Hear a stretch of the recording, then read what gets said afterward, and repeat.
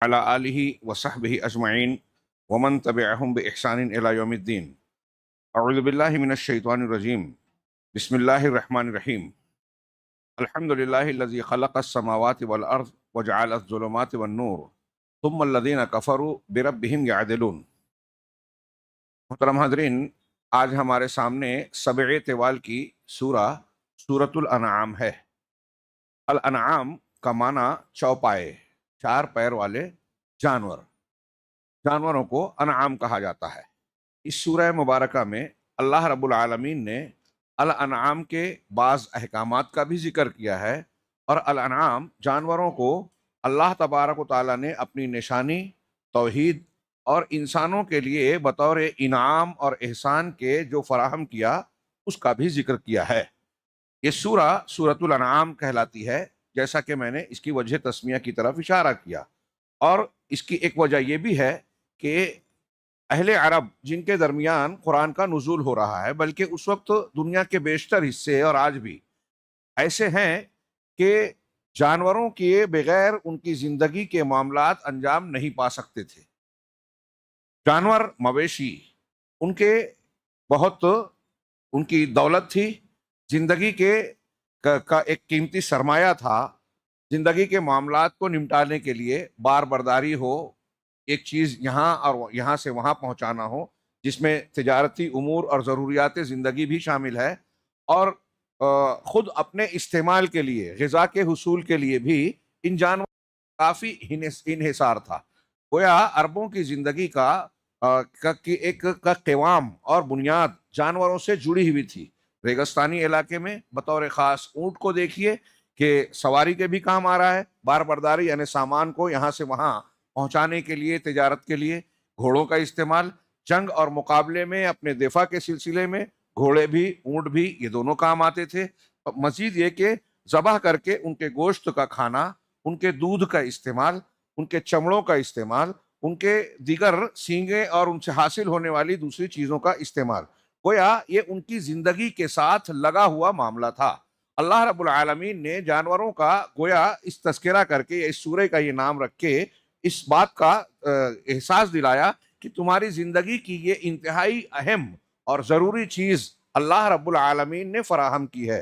یہ اللہ تبارک و تعالیٰ کا انعام ہے اور تمہارے لیے نشانی ہے، اللہ تبارک و تعالیٰ کے شکر گزاری کو دعوت دینے والی ایک کھلی نشانی ہے، جو تمہاری زندگی کے ساتھ ساتھ چلتی ہے، بلکہ تمہاری زندگی اس کے بغیر آسانی سے گزر ہی نہیں سکتی۔ اللہ تبارک و تعالیٰ نے اس سورے میں گویا اسے بطور علامت اور رمز کے پیش کیا، اس لیے اس کا نام یہ رکھا گیا تاکہ اس کی طرف اشارہ ہو جائے کہ جس آدمی کا عقیدہ اور عمل باہم متضاد ہے، گویا وہ اللہ تبارک و تعالیٰ کی اس نعمت کی قدردانی نہیں کر رہا ہے۔ اس سورہ کا ایک نام الحجہ بھی ہے۔ حجہ یعنی دلیل، ایسی دلیل جس کے بعد انکار کی کوئی گنجائش نہ رہے، سچی اور حق بات کو رد کرنے کا کوئی موقع اور گنجائش نہ رہ جائے۔ اس سورہ مبارکہ میں اللہ رب العالمین نے توحید کی اتنی زبردست اور ایسی نشانیاں، دلیلیں پیش کی ہے کہ کوئی بھی صاحب انصاف ان کا انکار نہیں کر سکتا، اور اسے پڑھنے سمجھنے کے بعد اللہ کی وحدانیت اور توحید کو قبول کیے بغیر اس کے لیے چارہ کار نہیں ہو سکتا۔ اسی لیے آپ یہ بھی غور کریں گے کہ اس سورہ مبارکہ کا محوری اور مرکزی ٹاپک مضمون توحید ہے، کہ اللہ کی توحید کو ثابت کیا جائے، اللہ کی توحید کو اختیار کیا جائے اور شرک کو رد کیا جائے۔ عدم الاشراک اور اثبات التوحید اس سورہ مبارکہ کا مرکزی مضمون ہے۔ شروعات ہی اللہ رب العالمین نے اس سورہ مبارکہ کی، اور یہ بھی ایک بات کا اشارہ کر دوں کہ مکہ میں نازل ہونے والی صورتیں، رسول اللہ صلی اللہ علیہ وسلم کے مکی دور میں جو صورتیں نازل ہوئی ہیں، عام طور سے وہ مختصر اور چھوٹی ہوتی تھی۔ یہ پہلی صورت ہے جو مکی ہے اور طویل صورت ہے۔ اس کے بعد بعض سورہ توبہ وغیرہ جو آج تلاوت کی گئی، یہ بھی بعد میں نازل ہوئی، آخر میں۔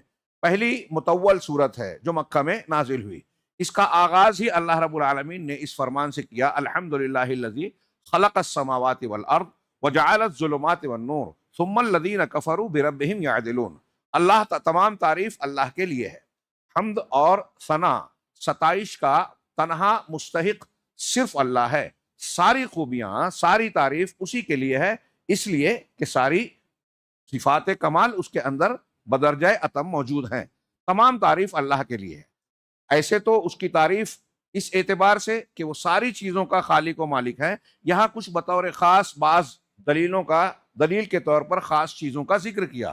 الذی خلق السماوات والارض، جس نے آسمانوں اور زمین کو پیدا کیا۔ عام طور سے آپ دیکھیں گے کہ قرآن کریم میں اللہ رب العالمین کی تخلیق ربوبیت کے ضمن میں اور دلائل کے باب میں آسمانوں اور زمین کا بہت جگہ تذکرہ ملتا ہے۔ اس کی وجہ جو سمجھ میں آتی ہے کہ یہ دو ایسی مخلوق ہے، ایسی چیزیں ہیں کہ دنیا کے کسی بھی خطے حصے میں بسنے والا انسان ہو، ان دونوں چیزوں کو اپنی کھلی آنکھوں سے ہمہ وقت دیکھ رہا ہے۔ اوپر آسمان، اور جہاں چلتا پھرتا ہے، جہاں بستا ہے، جہاں اس کی غذائیں مل رہی ہیں، وہ زمین ہے۔ زمین اور آسمان کو ہر جگہ دیکھ رہا ہے، اور ان دونوں کے تعلق سے اگر وہ تھوڑا سا بھی غور کرے تو اس کی عقل اس بات کی گواہی دے گی کہ اس زمین و آسمان کو ہمارے ارد گرد موجود لوگ تو پیدا کرنے والے ہیں ہی نہیں، کیونکہ یہ ان کے پیدا ہونے سے پہلے ہیں۔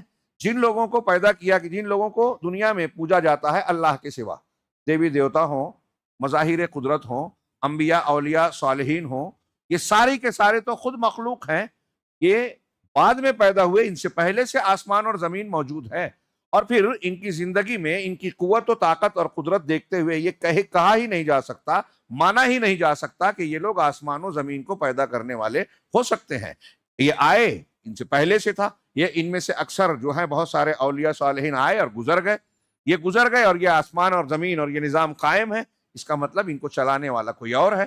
چنانچہ یہ اتنی کھلی ہوئی دلیل ہے، جیسے آپ مثال کے طور پہ سورہ ابراہیم کی آیت کریمہ دیکھیے کہ قالت رسولہم، قوموں کے رسولوں نے ان سے کہا، افی اللہ شک فاطر السماوات والارض، کیا اللہ کے بارے میں شک ہے؟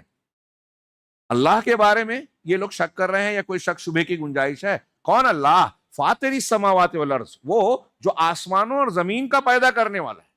ہر انسان، موٹی عقل والا، چھوٹی عقل والا، گہرائی والا، دانشمندی والا، دیکھ سکتا ہے کہ آسمان اس کے سر پر ہے، قائم ہے، اس میں بار بار نگاہ دوڑائے، کوئی عیب کوئی فطور نہیں۔ قرآن نے کہا اب اس آسمان کو کس نے پیدا کیا؟ یہ تو بالکل کھلا ہوا عقلی فتویٰ ہے، عقل کا فیصلہ ہوگا کہ دنیا میں کوئی بھی چیز جو وجود میں آئی ہے بغیر وجود دینے والے کے موجد کے ہو ہی نہیں سکتی۔ یہ ایک چھوٹا سا ٹکڑا میرے ہاتھ میں جو ہے، اگر یہ بھی کوئی کہے کہ خود سے بن گیا، کسی نے بنایا نہیں، تو کوئی بھی عقل والا تسلیم نہیں کرے گا۔ اتنی چھوٹی سی چیز، یہ ٹیبل، یہ کرسی، یہ سر پہ رکھی ہوئی ٹوپی، یہ بدن پر کپڑا، اسے اگر کوئی کہے کہ خود سے بن گیا، خود سے کٹ گیا، خود سے سل گیا، کوئی نہیں مانے گا۔ تو پھر یہ کیسے مانا جا سکتا ہے کہ یہ آسمان یہ خود سے بن گیا، یہ زمین خود سے بن گئی، اس آسمان و زمین کے درمیان چلنے والا نظام اور اس کی تدبیر خود سے ہو رہی ہے؟ ہو ہی نہیں سکتا۔ عقل، اگر کوئی شخص عقل رکھتا ہے تو وہ اس کا انکار کر ہی نہیں سکتا۔ اب کس نے بنایا؟ بنانے والا تو ہے، یہ طے ہے۔ کس نے بنایا؟ تو وہ بنانے والا ہو ہی نہیں سکتا جس کے اندر ان کے بنانے کی طاقت نہ ہو۔ اب جن لوگوں کو آسمان و زمین میں دنیا میں پوجا پاٹا جاتا ہے، عبادت کی جاتی ہے، آپ ان پر غور کیجئے، اللہ کے سوا کوئی بھی ہے؟ قرآن نے چیلنج کر کے کہا کہ آسمانوں کے اللہ کے سوا جن کی عبادت کی جاتی ہے، وہ سب مل کر بھی، اکیلے چھوڑیے، سب مل کر بھی ایک مکھی پیدا نہیں کر سکتے۔ جو مکھی نہیں پیدا کر سکتے وہ آسمان اور زمین پیدا کر سکتے ہیں کیا؟ اب انسان موٹی عقل سے غور کرے، اللہ نے جو ارشاد فرمایا، اللہ کے بارے میں شک جو آسمانوں اور زمین کا پیدا کرنے والا ہے۔ آسمان اور زمین ہے تو اس کا پیدا کرنے والا بھی ہے، اور اس کا پیدا کرنے والا سوائے اللہ کے کوئی ہو ہی نہیں سکتا۔ اللہ رب العالمین کی حمد و ثنا، قدرت، قوت اور جو صفات بیان کی جاتی ہیں، صرف وہی اس لائق ہے کہ بناوے، باقی کوئی ہو ہی نہیں سکتا۔ تو اللہ تعالیٰ کے بارے میں اس طرح شک کی کوئی گنجائش رہتی ہی نہیں ہے، کیونکہ اگر کوئی اللہ کے بارے میں شک کر رہا ہے تو وہ اس بارے میں شک کر رہا ہے کہ آسمان ہے یا نہیں ہے، زمین ہے یا نہیں ہے، میں آپ ہیں یا نہیں ہے۔ اگر ہم ہیں، اگر زمین ہے، اگر آسمان ہے، تو ان کو وہ پیدا کرنے والا بھی ہے، اور اس کا پیدا کرنے والا سوائے اللہ کے کوئی ہو ہی نہیں سکتا، کیونکہ کوئی مکھی بھی نہیں بنانے والا۔ جب ان کی طاقت ہی نہیں ہے تو ان چیزوں کو کیسے بنا سکتے ہیں؟ وہ پروردگار آسمان اور زمین کا بطور خاص ذکر کیا، یعنی یہ اہم مخصوص نعمت کی مخلوقات ایسی ہیں جو ہر جگہ انسان کو دکھائی دے رہی ہیں اور دعوت غور و فکر دے رہی ہیں، توحید کا اعلان کر رہی ہیں۔ چنانچہ اللہ نے فرمایا کہ تمام تعریف اللہ کے لیے ہے جس نے آسمانوں اور زمین کو پیدا کیا، وجعل الظلمات والنور، اور ظلمات اور نور، تاریکیوں کو اندھیروں کو اور نور یعنی اجالے اور روشنی کو پیدا کیا۔ اب اندھیرے اور روشنی یہ مانوی بھی ہو سکتے ہیں اور حسی بھی۔ حسی جس کو ہم محسوس کرتے ہیں، جیسے دن کا اجالا، رات کا اندھیرا، سورج اور چاند کی روشنی، یہ حسی نور اور حسی اندھیارے ہیں۔ اور مانوی میں کفر، شرک، شک و شبہ، غفلت اور دیگر ایسی چیزیں جو گناہوں کی ہیں، نافرمانیوں کی ہیں، یہ مانوی اندھیرے ہیں۔ شرکیات کی جتنی شکلیں ہیں، گمراہی کے جتنے مذاہب ہیں، وہ سب الظلمات ہیں، اسی لیے جمع بھی ہے۔ دنیا میں جتنے باطل مذاہب ہیں، جتنے باطل مسلک ہیں، سب الظلمات میں داخل ہیں۔ اس نے تاریکیاں بھی پیدا کی، تو رات کا اندھیرا اس نے بنایا، ہاں، جہالت کا اندھیرا اس نے بنایا۔ جہالت بھی ایک اندھیرا ہے، شرک اور کفر بھی اندھیرا ہے، ظلم و زیادتی بھی اندھیرا ہے، شک شبہ بھی اندھیرا ہے، غلط مذہب اور غلط مسلک بھی ایک اندھیرا ہے۔ اس نے ان ظلمات کو پیدا کیا اور نور کو پیدا کیا، یعنی علم کو پیدا کیا، اطاعت کو پیدا کیا، ایمان کو پیدا کیا، اللہ تبارک و تعالیٰ اور رسولوں کی تعلیمات کو پیدا کیا، ہدایت کو پیدا کیا۔ ساری چیزیں اللہ کی بنائی ہوئی ہے۔ وجعل الظلمات والنور، ہاں، وثم الذین، اب اتنی واضح چیزیں ہیں، آسمان زمین، روشنی اور اندھیرا، ایک مادی طور سے، اور ایک ہمارے زندگی میں دنیا میں ہم دیکھ رہے ہیں، روشنی اور اندھیرا، اجالا اور اندھیارا، یہ چیزیں توحید کی دعوت دے رہی ہیں۔ اللہ نے فرمایا ثم الذین کفروا، پھر بھی دلیلیں اتنی صاف ہے، حق اتنا واضح ہے، پھر بھی جن لوگوں نے کفر کیا وہ اپنے پروردگار کے برابر دوسروں کو قرار دیتے ہیں۔ یعدلون، برابر کرتے ہیں۔ برابر کس چیز میں؟ عبادت میں، کس چیز میں؟ تعظیم میں۔ ورنہ یہ کافر جن کا تذکرہ ہو رہا ہے، یہ تسلیم کرتے تھے کہ ربوبیت میں، کائنات کو بنانے میں یہ معبودان اللہ کے برابر نہیں ہے۔ اللہ اپنے کمالات میں اکیلا ہے، تنہا ہے۔ یہ مشرکین مکہ جن کے بارے میں اللہ تعالیٰ کہہ رہا ہے، وہ بھی مانتے تھے۔ تو وہ ربوبیت میں اللہ کے برابر اپنے معبودان باطلہ کو نہیں سمجھتے تھے، لیکن اللہ کی عبادت اور اللہ کی تعظیم جیسی ہونی چاہیے، اللہ سے جیسی محبت ہونی چاہیے، اللہ سے جو خوف ہونا چاہیے، وہ اپنے معبودوں کی طرف بھی پھیرتے تھے۔ یہ پہلی آیت ہے، اور اس کی شروعات میں ہی اللہ تبارک و تعالیٰ نے توحید کی اتنی بھرپور تعلیم دی، اور آخر میں بھی اس سورہ مبارکہ میں اللہ تبارک و تعالیٰ نے اپنے نبی کی توجیہ کی اس جانب توجہ دلائی کہ یہ عجیب و غریب مفارقت توحید کے ہوتے ہوئے، دلیلوں کے ہوتے ہوئے، اس کی مخالفت اختیار کرتے ہوئے یہ آدمی کس طرح توحید کے خلاف جا سکتا ہے۔ چنانچہ اللہ تعالیٰ نے اپنے رسول سے کہا کہ لوگوں سے پوچھئے، قل اغیر اللہ ابغی ربا وہو رب کل شیء، آپ ان سے کہیے کہ کیا میں اللہ کے علاوہ کسی اور کو رب بناؤں چاہوں؟ ابغی، چاہنا، ہاں، کیا میں کسی اور رب کو چاہوں؟ ہاں، وہو رب کل شیء، جبکہ وہ ہر چیز کا مالک اور پروردگار ہے، اس ساری کائنات کا بنانے والا، چلانے والا۔ اور پوری سورہ مبارکہ میں توحید کی بہت بھرپور دلیل ہے۔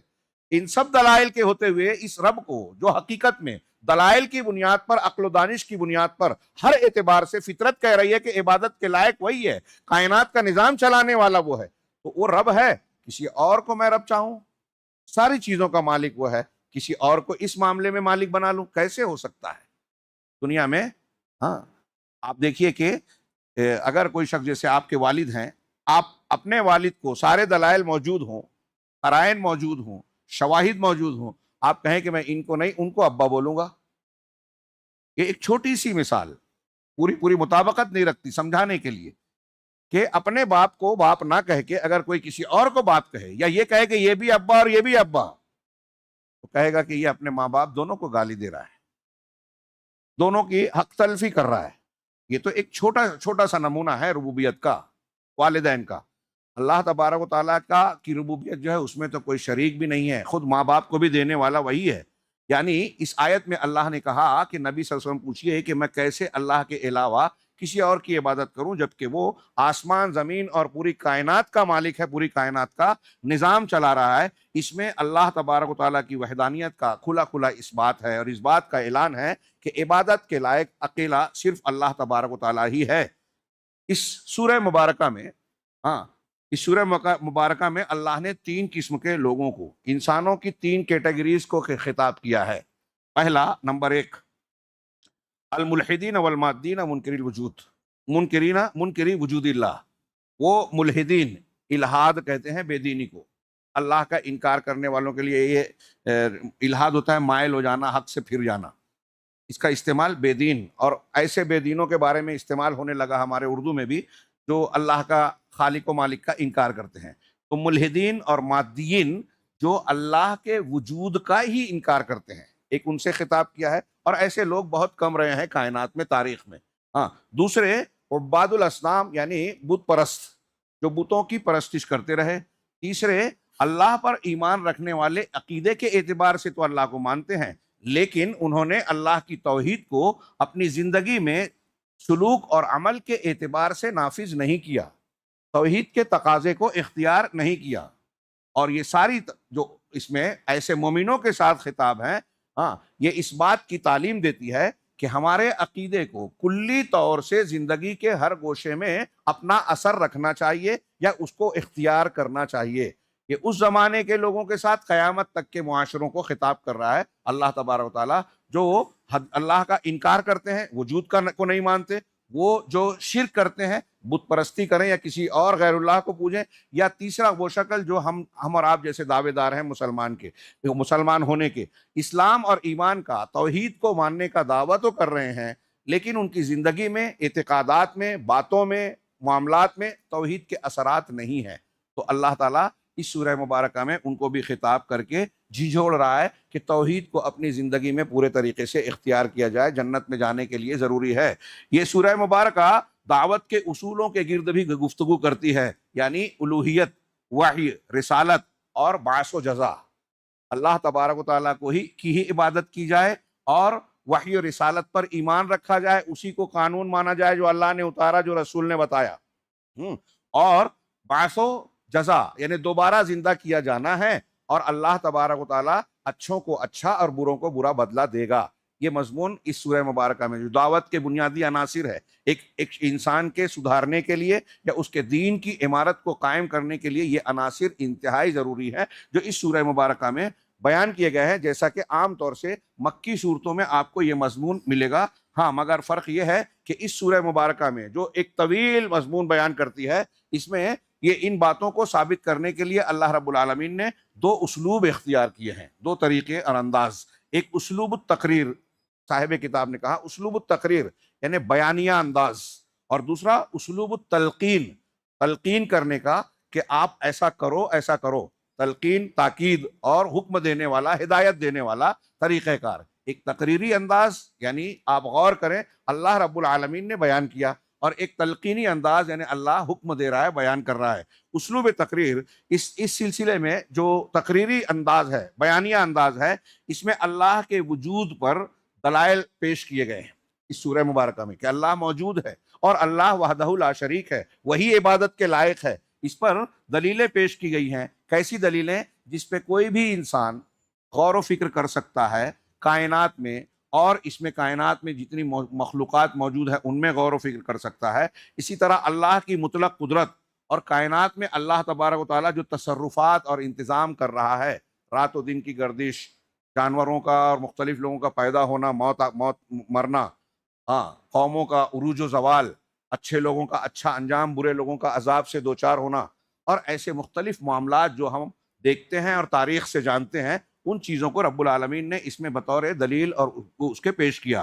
اس سلسلے میں جو تقریری انداز ہے، اس میں جگہ جگہ اس قرآن کی اس سورہ مبارکہ میں اللہ تبارک و تعالیٰ نے ہوا کے لفظ کا استعمال کیا۔ ہوا الذی، جیسے ابھی ہم نے آیت پڑھی کہ الحمدللہ الذی، اللہ کے لیے تمام تعریف ہے جس نے، تو آگے کی آیتوں میں اللہ نے بار بار کہا ہوا الذی، اللہ ہی ہے جس نے ایسا ایسا کیا، اللہ ہی ہے جس نے تم کو پیدا کیا، اللہ ہی ہے جو بارش برساتا ہے، اللہ ہی ہے۔ یہ میں اپنے الفاظ بیان کر رہا ہوں مثال دینے کے لیے، سمجھانے کے لیے، کہ اس میں ہوا کا استعمال کیا گیا ہے تاکہ قاری، پڑھنے والا اور سننے والا اللہ تعالیٰ کی عظمت و خالق کی عظمت و قدرت کو سنے اور اس پر غور و فکر کرے۔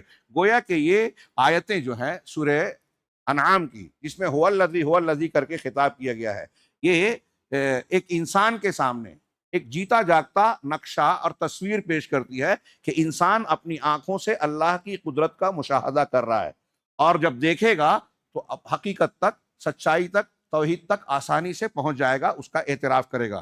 لفظ ہوا اس سورہ مبارکہ میں اللہ رب العالمین نے جو اپنے کاموں کے لیے ذکر کیا، غور و فکر کرنے کے لیے 28 مرتبہ آئے ہیں۔ جیسے هو الذی خلقکم، یہ آیت نمبر 2، آیت نمبر 1 ابھی ہم نے پڑھی، آیت نمبر 2 بیان کی، هو الذی خلقکم من طین ثم قضى اجلہ، اللہ ہی ہے، وہی ہے، هو الذی، وہی ہے جس نے تم کو مٹی سے پیدا کیا۔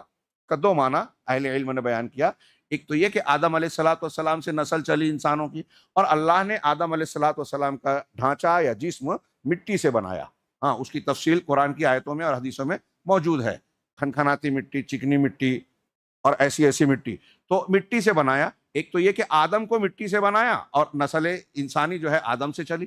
دوسرا معنی یہ کہ ہم جو غذا کھاتے ہیں، ہم جو غذا کھاتے ہیں وہ غلوں سے، بیج سے، یا جیسے گیہوں، چاول، باجری، جو بھی چیزیں پیدا ہوتی ہے زمین سے، پھل پھول، پیڑ پودے، وہ زمین سے پیدا ہوتی ہیں۔ وہ بیج مٹی میں ملتا ہے، اس کو پانی، سورج کی روشنی بعد میں ملتی ہے، سورج کی روشنی، اسی کے ساتھ ساتھ مٹی میں موجود جو معدنیات ہیں، نمکیات ہیں، اور بہت سارے اجزاء جس کے آج آپ اگر بایولوجی یا کیا بولتے وہ باٹنی والوں سے، نباتات اور اس کے نباتات کے ماہرین سے پوچھے جو سائنس پڑھتے ہیں، تو آپ کو پتہ چلے گا کہ بہت سارے اجزاء زمین میں ہوتے ہیں جو اپنے اجزاء سے مل کر اس بیج کو قوت دیتے ہیں، اس کے اندر مختلف قسم کے اجزاء شامل کرتے ہیں، اور وہی اناج کی شکل میں جب پیدا ہوتا ہے تو وہ اجزاء اس میں موجود ہوتے ہیں، وہ معدنیات، ہاں، وہ نمکیات اور وہ پروٹینیات اور جو بھی چیزیں ہوتی ہیں،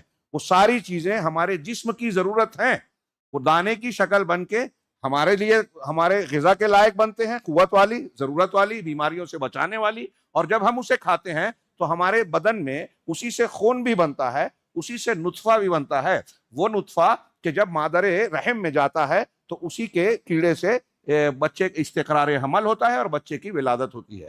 تو جو غذا جس سے نطفہ بنتا ہے اور بچہ پیدا ہوتا ہے، وہ نطفہ اصل میں مٹی سے ہی تشکیل پاتا ہے، بنتا ہے۔ تو ایک معنی یہ بھی ہوا کہ اللہ کہہ رہا ہے کہ ہم نے تم کو مٹی سے پیدا کیا، ثم قضا اجلا، پھر اللہ نے ایک زندگی کی ایک مدت متعین کی۔ ایک انسان پیدا ہونے کے بعد موت تک جو وقت گزارتا ہے وہ اللہ کا مقررہ وقت ہے، ہر انسان کی مقررہ مدت ہے زندگی کی، اس کو اجلن کہا۔ وہ اجل مسمن عندہ، اور پھر ایک دوسرا معین وقت اس کے پاس ہے، یعنی مرنے کے بعد سے لے کر دوبارہ جی کر اٹھانے کے لیے، یعنی قیامت کے دن دوبارہ زندہ کرنے والی مدت۔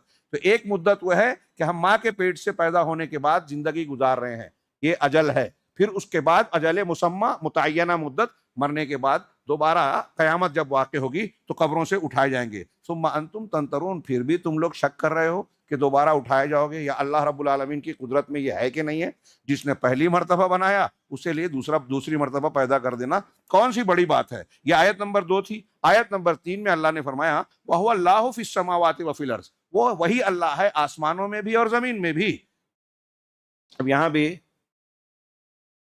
میں سوچتا ہوں کہ سرسری گزر جاؤں، لیکن دل نہیں مانتا، ظلم لگتا ہے، اور اس لیے بھی کہ جب کسی آیت کے یا قرآن و حدیث کے ضمن میں کوئی گمراہی پھیلائی جا رہی ہے تو وہاں ضروری محسوس ہوتا ہے کہ متنبہ کر دیا جائے۔ کچھ لوگ اس آیت کریمہ سے بھی وحدت الوجود، یا یہ کہ اللہ تعالیٰ اپنی ذات کے ساتھ ہر جگہ ہے، یہ ثابت کرنے کی کوشش کرتے ہیں، جبکہ یہ معنی جیسا کہ میں پہلے بھی بتا چکا ہوں انتہائی غلط ہے۔ وحدت الوجودی، حلولی یا اہل تصوف کا یہ عقیدہ کہ اللہ ہر جگہ ہے، آپ جب ان سے بحث کریں گے تو عجیب فلسفیانہ گفتگو کریں گے، قرآن سے اور اس سے استدلال کریں گے، جس میں سے ایک آیت یہ بھی ہے کہ اللہ آسمانوں میں بھی ہے، زمین میں بھی ہے، وَهُوَ اللَّهُ فِي السَّمَاوَاتِ وَفِي الْأَرْضِ۔ یہ اس کا معنی ہی نہیں ہے، قرآن کا اگلا جملہ بھی اس کا اشارہ کر رہا ہے، اور صحابہ سے لے کر آج تک تمام معتمد مفسرین نے اس کا یہ معنی بیان ہی نہیں کیا، بلکہ یہ ایک معنی، کئی معنی بیان کیا۔ اس کا ایک معنی یہ ہے کہ آسمانوں میں بھی اللہ کو اللہ پکارا جاتا ہے اور زمین میں بھی، ایک، اور دوسرا یہ کہ اللہ بمانا یہ کہ جو عبادت کے لائق الہ ہے، آسمانوں میں بھی اللہ کی عبادت ہوتی ہے اور زمین میں بھی عبادت کے لائق وہی ہے، ہر جگہ وہی ہے۔ آسمانوں میں بھی اس کا قانون چلتا ہے، زمین میں بھی اسی کا قانون چلتا ہے۔ آسمان میں بھی اسی کی تدبیر، اسی کی حکمرانی، اسی کا اختیار ہے. زمین میں بھی حقیقت میں سارا اختیار اسی کے ہاتھ میں ہے، اسی لیے وہی اللہ ہے. تو ہر جگہ اس کا اختیار ہے، اس کی قدرت ہے، وہ عبادت کے لائق ہے. یہ معنی ہے اس کا. آگے جملہ اس کا ہے یعلم سرکم وجہرکم ویعلم ما تکسبون. تمہارے چھپی ہوئی باتوں کو اور تمہارے راز کو، تمہارے راز اور چھپی ہوئی باتوں کے ساتھ ساتھ تمہارے ظاہر اور کھلی ہوئی باتوں کو بھی وہ جانتا ہے. اور جو تم کرتے ہو، کماتے ہو، تمہاری کارستانیاں کیا کیا تم کرتے ہو، تنہائی میں کرتے ہو، اندھیرے میں کرتے ہو، مجلسوں میں کرتے ہو، چھپ چھپا کر کرتے ہو، موبائل پہ کرتے ہو، کہیں اور کرتے ہو، کوئی جانے نہ جانے، اللہ تمہاری کرتوتوں کو جانتا ہے. وہ اللہ ہو، یہاں دیکھیے وہ اللہ ہے، وہ الذی. اس طرح یہ دوسرا تھا. اور تیسری آیت نمبر 13 میں اللہ نے فرمایا وَلَهُ مَا سَكَنَ فِي اللَّيْلِ وَالنَّهَارِ وَهُوَ السَّمِيعُ الْعَلِيمُ. اور اللہ ہی کی ملک میں ہے، اس کی ملکیت اور اختیار میں ہے وہ سب کچھ جو رات میں ہے اور دن میں رہتا ہے. رات سکنا رہتا ہے، سکونت اختیار کرتا ہے. تو رات کی حالت میں اور دن کی حالت میں کائنات میں جہاں بھی اندھیرا اجالا ہو رہا ہے، اس اندھیرے اجالے میں جو کچھ ہے، جو کچھ رہتا ہے، سب اللہ ہی کے اختیار میں ہے، اللہ ہی کے زیر ملکیت ہے. کتنی بڑی بات ہے اور کتنی واضح توحید کی دلیل ہے. آگے آیت نمبر 14 ہے قل اغیر اللہ اتخذ ولیا فاطر السماوات والارض. آپ کہیے کہ کیا میں اللہ کے علاوہ کسی اور کو اپنا ولی، کارساز، آقا بناؤں؟ ہاں، جو کہ آسمانوں اور زمین کا پیدا کرنے والا ہے. آسمان اور زمین کا پیدا کرنے والا ہے. اب اللہ پیدا کرنے والا ہے، اور جن کو کسی اور کو بنائیں گے وہ کیا ہے؟ وہ کیا پیدا کرنے والے ہیں؟ تو جس نے کچھ پیدا نہیں کیا اور جو پیدا کر بھی نہیں سکتا بلکہ خود مخلوق ہے، وہ جس نے سب کو پیدا کیا، ساری مخلوقات کا خالق ہے، اور اس کو کسی نے پیدا نہیں کیا، دونوں برابر کیسے ہو سکتے ہیں؟ تو آپ کہیے کہ میں کسی اور کو اپنا ولی، اپنا نگہبان بناؤں؟ ہاں، فاطر السماوات والارض، جبکہ وہ آسمان و زمینوں کا پیدا کرنے والا ہے. وَهُوَ يُطْعِمُ وَلَا يُطْعَمُ، جبکہ وہ کھلاتا ہے، وہ کھلاتا ہے اور وہ کھاتا نہیں ہے اور کھلایا نہیں جاتا. اس کی ضرورت بھی نہیں ہے.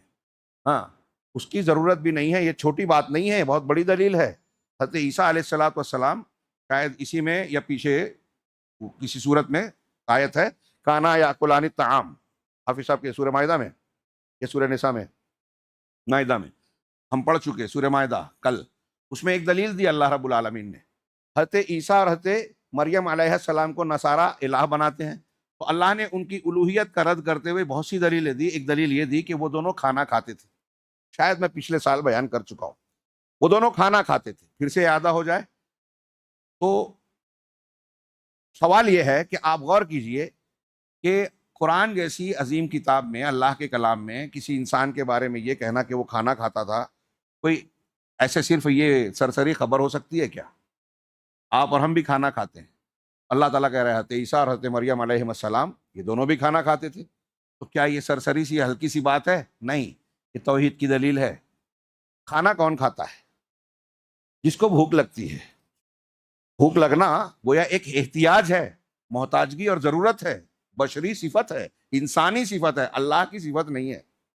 اللہ محتاج نہیں ہے، اسے بھوک نہیں لگتی، لگ نہیں سکتی. تو حضرت عیسیٰ اور حضرت مریم علیہ السلام کھانا کھاتے تھے، مطلب بھوک لگتی تھی، مطلب محتاج تھے، مطلب بندے ہیں، مطلب انسان ہے، خالق نہیں ہے، اللہ نہیں ہے. احمد دیدات کا واقعہ میں نے ذکر کیا تھا کہ آسٹریلیا کے کسی دیہاتی سے انہوں نے پوچھا کہ تم کس کی پوجا کرتے ہو، تمہارا رب کون ہے؟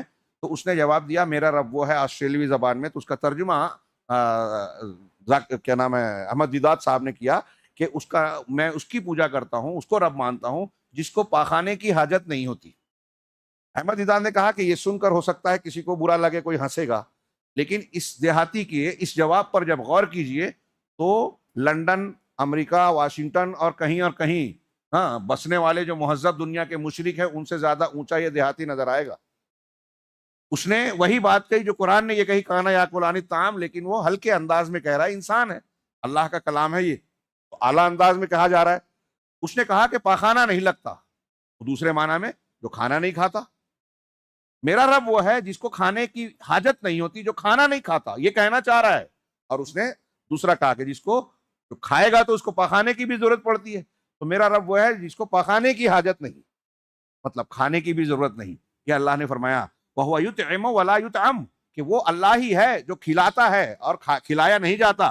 قل انی امرت ان اکون اول من اسلم، آپ کہیے کہ مجھے اس بات کا حکم دیا گیا ہے کہ میں سب سے پہلا شخص بنوں جو تابع داری اور فرما برداری قبول کرے. اور اللہ نے حکم دیا ہے ولا تکونن من المشرکین، اور مشرک میں سے ہرگز ہرگز نہیں بننا. ڈبل تاکید کے ساتھ کہا گیا ہے مشرک میں سے، مشرکین میں سے ہرگز نہیں بننا. اور آیت نمبر 17 ہے وَإِن يَمْسَسْكَ اللَّهُ بِضُرٍّ فَلَا كَاشِفَ لَهُ إِلَّا هُوَ، اگر اللہ آپ کو کوئی تکلیف پہنچائے، آپ کو بیمار کر دے، آپ کو اولاد سے محروم کر دے، آپ کو کاروبار میں نقصان پہنچا دے، کسی حادثے کا شکار بنا دے، آپ کا پیر ٹوٹ گیا، ہاتھ ٹوٹ گیا، کوئی اور مسئلہ اور مصیبت آ گئی، اگر اللہ تبارک و تعالیٰ تم کو کوئی مصیبت پہنچائے، کوئی تکلیف میں ڈالے، فلا کاشف لہ الا ہو، تو اس تکلیف کو ہٹانے اور دور کرنے والا کوئی نہیں ہے سوائے اس کے. ہاں، نہ پیر صاحب آپ کو بچا سکتے ہیں، بیماری سے شفا دے سکتے ہیں، نہ کوئی ولی، نہ کوئی نبی پیغمبر، نہ کوئی فرشتہ، نہ کوئی انسان، نہ کوئی حکیم وید اور ڈاکٹر. وہ ذریعہ اختیار کریں گے علاج معالجے کا، لیکن ان کے ہاتھ میں شفا نہیں ہے. اور نہ گنڈا تعویذ، نہ جادو ٹونا، جس کو اللہ رب العالمین نے شریعت میں ڈاکٹر کا علاج کرنے کا تو حکم ملے گا آپ کو کہ بیمار ہے تو علاج کرائیے، لیکن آپ دھاگا لٹکائیں، گلے میں تعویذ باندھیں، کمر پہ باندھیں، ہاتھ میں باندھیں، اس کا حکم نہ اللہ نے دیا، نہ رسول اللہ صلی اللہ علیہ وسلم نے دیا. چاہے قرآن ہی ہو، قرآن کا استعمال کیسے ہونا چاہیے اللہ کے رسول نہیں بتائیں گے. اگر قرآن کو لٹکانے سے، گھر میں گلے میں یا کہیں لٹکانے سے فائدہ برکت کا حصول ہوتا تو اللہ کے رسول صلی اللہ علیہ وسلم کیا نہیں بتاتے؟ صحابہ کرام اس پر عمل نہیں کرتے؟ ضرور کرتے. نہیں کیا مطلب شریعت میں نہیں ہے، قرآن کا یہ استعمال نہیں ہے. قرآن کا یہ جو فائدے کے جتنے ذرائع ہیں، جتنے شکلیں ہیں، سب اللہ کے نبی صلی اللہ علیہ وسلم نے بتائی. تو کوئی گنڈا تعویذ، کوئی جادو ٹونا آپ کو، ہم کو، کسی کو فائدہ نہیں پہنچا سکتا. اگر ہمیں تکلیف پہنچی ہے تو تکلیف کا دور کرنے والا صرف اللہ ہے. اب اللہ سے دعا مانگی جائے، اللہ پہ بھروسہ کیا جائے، اور تدابیر وہ اختیار کی جائے جو اللہ نے بتائی ہے. اب دوا علاج اگر سائنٹیفک طور سے ثابت ہے کہ یہ اس بیماری کا علاج ہے تو وہ کر سکتے ہیں، اور یا شریعت سے ثابت ہے کہ یہ دعا پڑھ کے دم کیا جا سکتا ہے تو وہ کر سکتے ہیں. جس چیز کو اللہ اور رسول نے سبب نہیں بتایا، قاعدہ یاد رکھیے گا، یہ توحید اور شرک کے بارے میں ہم لوگ درسگاہ میں پڑھاتے ہیں، لیکن یہ ایک اصول دماغ میں رہے گا تو بہت چیزیں سمجھنے میں آسانی ہوگی کہ اللہ اور رسول نے جس چیز کو سبب نہیں بتایا، اس چیز کو کسی چیز کا سبب ماننا شرک ہے. نمبر 1، جیسے مثال کے طور پہ کچھ لوگ کہتے ہیں فلاں ستارہ آتا ہے تو بارش ہوتی ہے. کفار کا بھی عقیدہ تھا، آج بھی کہتے ہیں ستاروں کی چال یونانی مذہب کے مطابق جنوری، فروری، مارچ یہ ستاروں کے نام پہ ہے. شنی، سنیچر، اتوار، منگل یہ ہندوؤں کے عقیدے کے مطابق ستاروں سیاروں کے نام پہ ہے، دنوں کے نام، مہینوں کے نام. اور اس کی بنیاد پر آج لوگ نجومی علم نجوم کے تحت بہت سی چیزیں بتاتے ہیں، اور بہت سارے مسلمان بھی اس قسم کی بدعقیدگی کے شکار ہیں. یہ کس تاریخ کو پیدا ہوئے اور کس وقت جو پیدا ہوئے تھے تو کون سا نچھتر تھا، کون سا قمر اقرب میں تو نہیں تھا، فلاں تو نہیں تھا. ہمارے یہاں بہت سے لوگ ایسی تاریخوں میں شادی بیاہ نہیں کرتے. یہ سب بکواس بدعقیدگی ہے.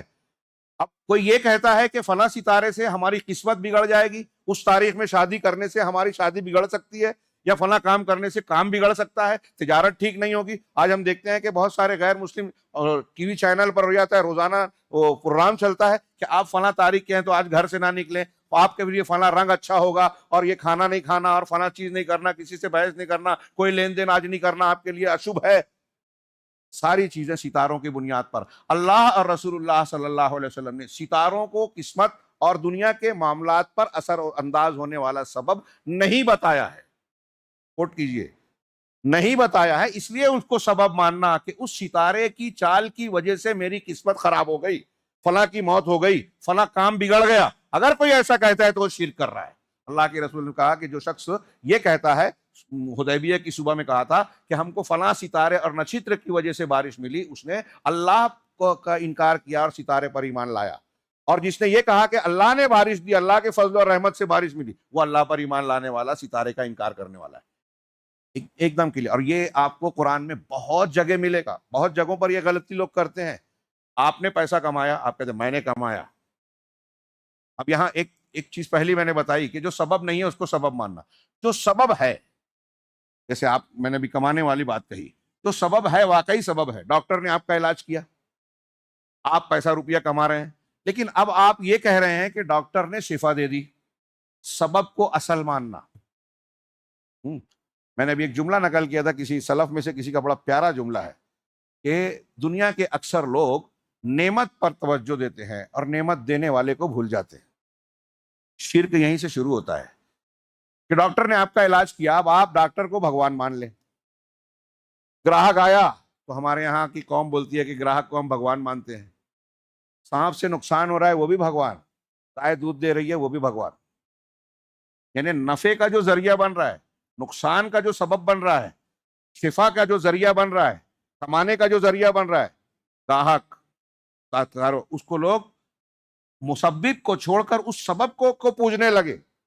شرکیات میں آج دیکھیے ہندو قوم جن جن چیزوں کو پوج رہی ہے، اور بہت سارے مشرکین ہمارے یہاں، بھائی ایک بابا اور بزرگ نے دعا کی، فرض کیجئے کہ آپ کو شفا مل گئی، تو آپ یہ مان لیں کہ بھائی ان کے اندر اللہ کی شکتی، طاقت، پاور ہے، جیسا کہ بہت سارے مسلمانوں کا بھی معاملہ ہے کہ کرامت اور معجزہ ان کی طرف منسوب ہو گیا، تو اب ان کو پوجنے لگے کہ ان کے اندر ایسی شکتی ہے کہ وہ کرامت کھیل سکتے ہیں، پہاڑ کو پھینک کر مار سکتے ہیں، دیش میں آ گئے تو دنیا کے کاروبار کو الٹ پلٹ کر سکتے ہیں۔ ایسا عقیدہ بن جاتا ہے کہ یہ طاقت کسی میں نہیں ہے۔ ہم قرآن میں بار بار پڑھتے ہیں کہ ساری کائنات کے ملک، تدبیر، سب کچھ اللہ کے ہاتھ میں ہے۔ اللہ کے سوا جن کو پوجا جاتا ہے وہ ایک کھجور کی گٹلی کے چھلکے کے بھی مالک نہیں ہے، وہ نہ کسی کو دے سکتے ہیں نہ لے سکتے ہیں۔ کتنی صاف تعلیم ہے، پھر بھی مشرکین کی سمجھ میں نہیں آتی۔ کوئی کتنا بھی بڑا ہو جائے، اللہ کے اختیارات میں اس کو شرکت، حصے داری حاصل نہیں ہے۔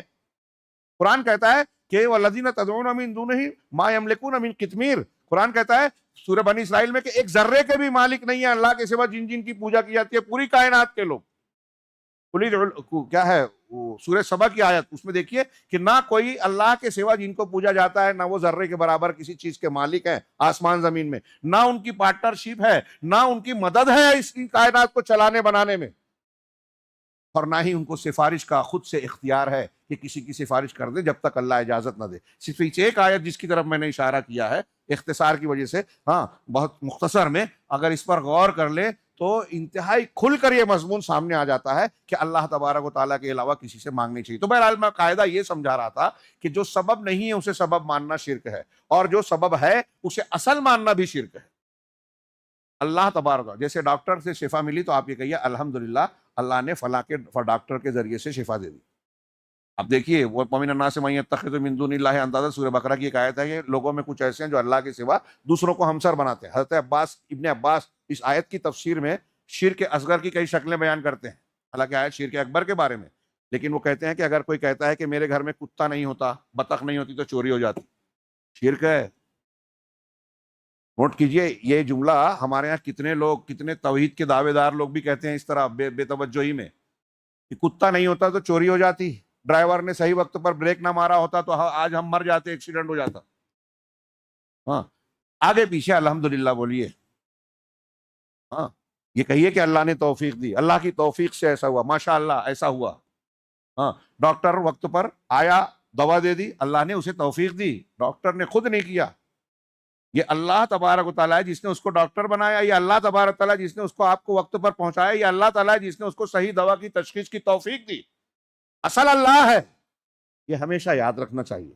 تو اللہ تبارک و تعالیٰ نے کہا کہ اگر آپ کو کوئی تکلیف، مصیبت، پریشانی، بیماری آ رہی ہے، ضر کا معنی میں کی تفصیل میں ساری چیزیں آ گئی، کوئی تکلیف مصیبت ہے، فلا کاشف لہ الا ہو، تو اسے دور کرنے والا اس کے سوا کوئی نہیں ہے، اسے دور کرنے والا صرف اللہ ہی ہے۔ فلا کاشف لہ وَإِن یمسسک بخیر، اور اگر اللہ آپ کو کوئی خیر، کوئی بھلائی پہنچائے، فلا فہو علی کل شیء قدیر، تو وہ ہر چیز پر قدرت رکھتا ہے۔ شیخ نے جو میرے سامنے کتاب ہے اسلوب تقریر میں یہ چند آیتوں کو سورہ انعام کی بطور مثال دیا، پھر آیتوں کے نمبر دیے 18، 19، 59، اس طریقے سے 22 آیتوں کو اور ذکر کیا ہے کہ ان 22 آیتوں میں بھی اللہ تبارک و تعالیٰ نے تقریری انداز میں اپنی توحید کے زبردست اور بھرپور دلائل بیان کیے ہیں، جس پہ ایک آدمی سرسری طور سے بھی غور کرے تو یہ ماننا اس کے لیے یقینی طور سے ضروری سمجھ میں آئے گا، اس کو وہ قبول کرے گا اس کا دل کہ عبادت کے لائق صرف اللہ ہے، اس کائنات کا خالق مالک اللہ کے سوا کوئی ہے ہی نہیں، اور وہ اس کے علاوہ کسی اور کی عبادت کرنا سب سے بڑا جرم ہے، اور جو شخص ایسا کرتے ہوئے مر جائے تو پھر ہماری عقل بھی کہتی ہے کہ وہ اس لائق نہیں ہے کہ معاف کیا جائے، جہنم سے نکالا جائے۔ اللہ رب العالمین سے دعا ہے کہ وہ ہمیں ہر قسم کے شرک سے محفوظ رکھے، ہمیں زندہ رکھے تو توحید پر، موت آئے تو ایمان پر جو خالص توحید والا ایمان ہو۔ اس کے بعد اسلوب تلقین اور اس سورے کے بعض لطائف ہیں، بڑے اہم ہیں، انشاءاللہ کل کے درس میں ہم اس پر نگاہ ڈالیں گے۔ اللہ رب العالمین ہمیں خیر کی توفیق دے۔ وآخر دعوانا ان الحمد للہ رب العالمین وصلی اللہ علی نبینا محمد۔